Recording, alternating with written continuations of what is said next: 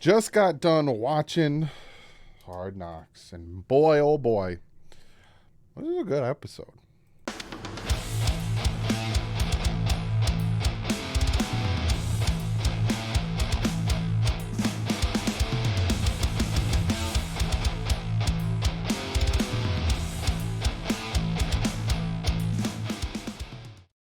What is up, Finn fans? Just got done watching Hard Knocks, like I just said.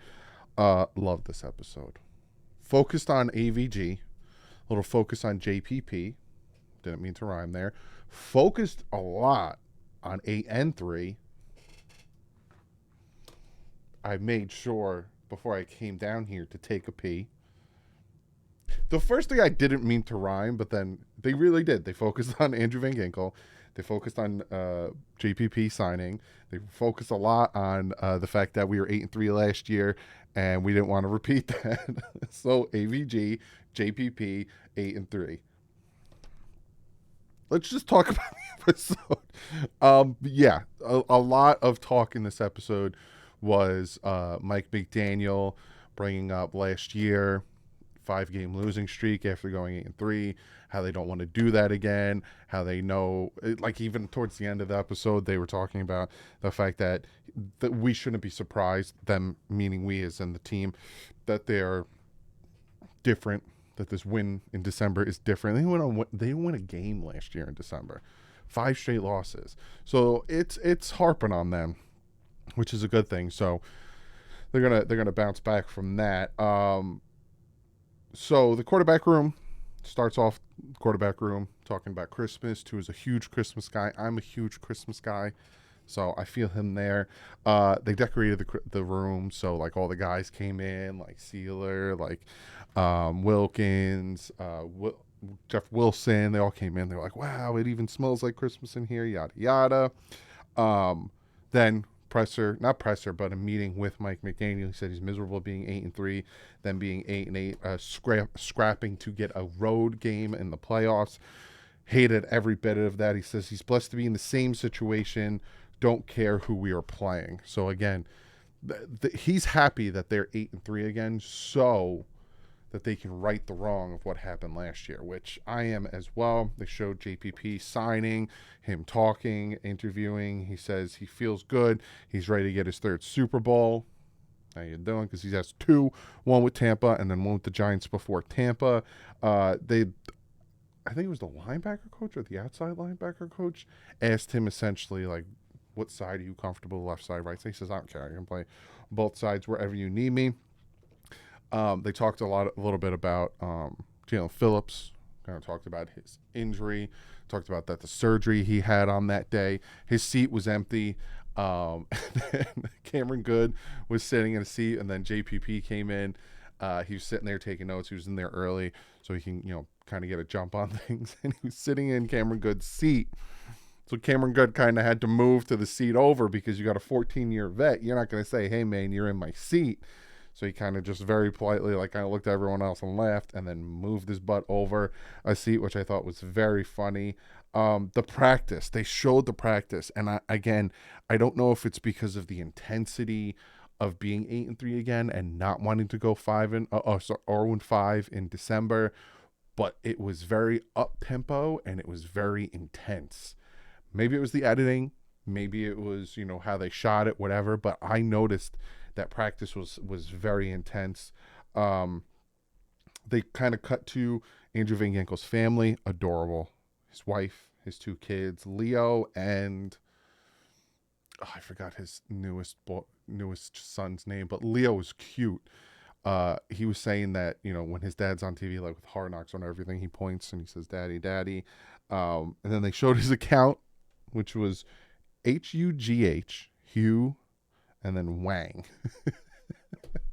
Huge Wang. And he was like, that's on my account. And they were like laughing about it, thought it was funny. But I think the cutest thing is that his son Leo waves to the TV when he's on TV, especially when he's playing games. Then they kind of had in the wide receiver room. My brain's not working. Wes Welker was kind of talking to Tyreek, and he was like, they play man on the outside, and if they play man on you, you're gonna feed all day. It's going to be stealing. It's literally like the second or third play. They were playing man on Tyreek, and I'll get to that because I'm getting a little bit ahead of myself. And then Mike McDaniel and Garfinkel, our media guy, the guy who kind of does the jerseys, and you know what I'm talking about. They were kind of talking to, they were watching Tua practice, and they were off, and Garfinkel was kind of talking about how Tua has a wide stance, and he said he has wide stance because, you know, it gets the power in there. He talks about how in the offseason he really worked on the core, which put more power in his arm. Talked about how his wide stance is kind of same thing that Drew Brees did, because if you got the short stance, you have to step into your throw, whereas his wide stance is more, you know, more of a motion. But they were focusing on that. Talked about how Tua was just very focused on practice. And it had a lot to do with the fact that he had, technically 3 turnovers, but I don't think the fumble was his fault. But he had a sloppy game the week before, and the, you know, weeks ahead, you know, ahead of that with the interception. So he was very focused, laser focused, and was essentially, he was getting done with the drills, and there was still time left. Like, he was just laser focused. They talked to Tyreek Hill about DK Metcalf's ridiculous speed. I think it was 22.6 miles per hour. And they were asking him about, are you going to beat it? This, and that. He's not worried about that. He's worried about 2K. He ain't worried about no speed. Then they talked about the roller coaster celebration, which I thought was funny. They like planned it all out. They know with this offense, like, we're going to score. We're going to score. So hey, didn't we do this in Detroit? Or didn't we do this? And I thought that was incredibly funny how they kept bringing that stuff up. Then they kind of went to the game. And if you're wondering what I'm looking at, I take notes now when I watch these episodes. Washington Commanders' locker room, well, the away one anyway, looked like a high school locker room. It looked bad. And we heard stories about the fact that their locker rooms are bad.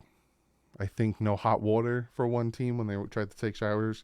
It was bad. The offense coordinator says to Tyreek Hill, he's like, you know why I'm so confident in my job, and I'm so confident every time I come to play, you know, coach a game. He's like, because I got you on my team. And then he sees Bieniemy, Tyreek, and, you know, they have the history in Kansas City, which I thought was really cool. So then the game starts, and you heard Mike McDaniel, you heard the announcers, everyone talk about how they're cheating the safety towards Waddle, which I showed in the film breakdown. They were cheating him to Waddle and kind of to Achane on that side.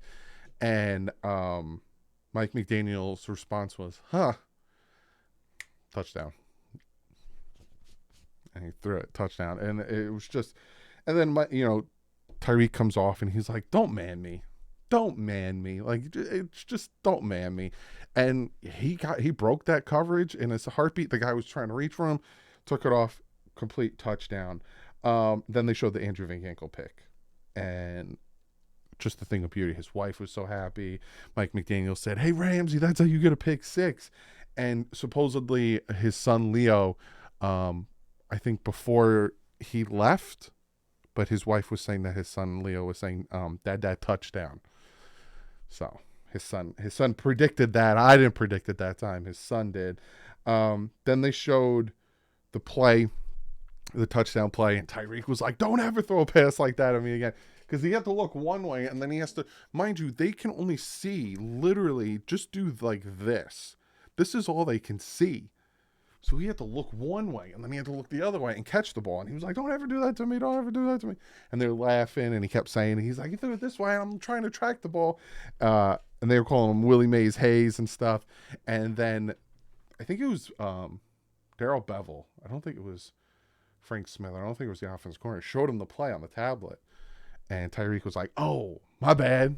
No, I was wrong. You were right. I was wrong. And Tua was like, no. It's cool. He's like, Tyreek's like, no, I was wrong. So it wasn't Tua being like, no, Tyreek, this is what, it was one of the coaches just showing him the play on the tablet. And then Tyreek realized, I was supposed to run a go, and I kind of, my bad. But Tua was like, no. At the end of the day, who gives a crap? They scored a touchdown. Who gives a crap? So I thought that was really funny. They asked Mike McDaniel.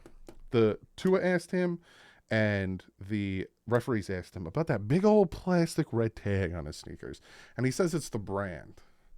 But to me, it kind of like reminds me of like the flat brim hat, the fitted hats that people keep the stickers on. I don't. I bend the crap out of my brim. Like as soon as I look at my hair, I like the fitteds, the one fit, and as soon as I get it, I bend the brim and I put that sucker on. It's like the first thing I do when I get a hat. I like a nice bent brim. But to me, it kind of seems like one of those hats with the stickers that he keeps giant. Looks like a security tag on his stickers. And then at the end of the game, they didn't show much because it was a complete blowout. But Bieniemy talked to Reek again, kind of saying he misses him. And then it ends the episode. Andrew Van Ginkel, the locker room, and they're celebrating Tyreek, they're celebrating Tua.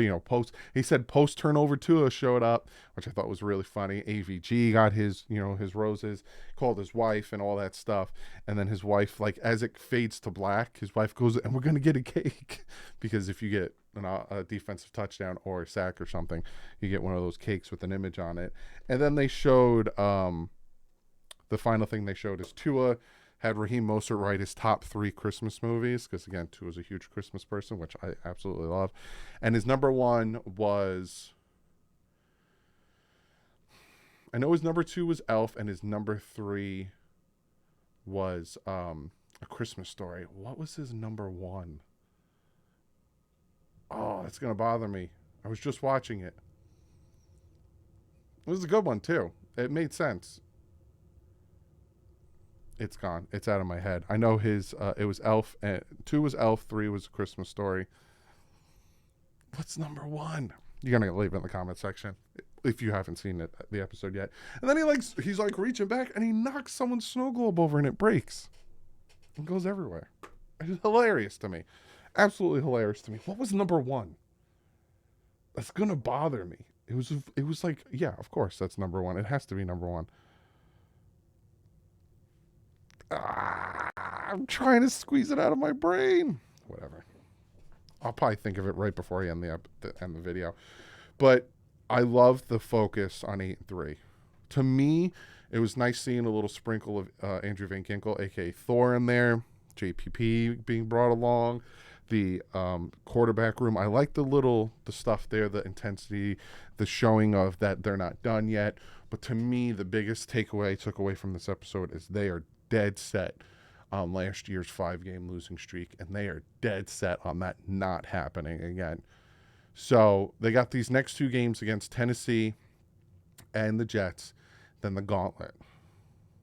It's 2-game gauntlet to me personally, because if they win the next 4 games, there's a huge possibility they can lock up the number 1 seed before the final week of the season. So there's a lot going on, but I'm 9 and 3 sitting at right now. It's very exciting. Tomorrow you're getting 2 videos. You're getting the power ranking and you're getting the picks. Thursday I'm going to give you guys an update on the playoff standings and kind of how things can pan out. Friday getting a preview, and then Sunday at 1 o'clock you're getting the game. No, sorry, Sunday 1 o'clock. Monday 8:15. Dolphins Monday Night Football taking on the Tennessee Titans. But other than that, I'll see you guys tomorrow. Hope you enjoyed the video. Like usual, stay classy. My friends out.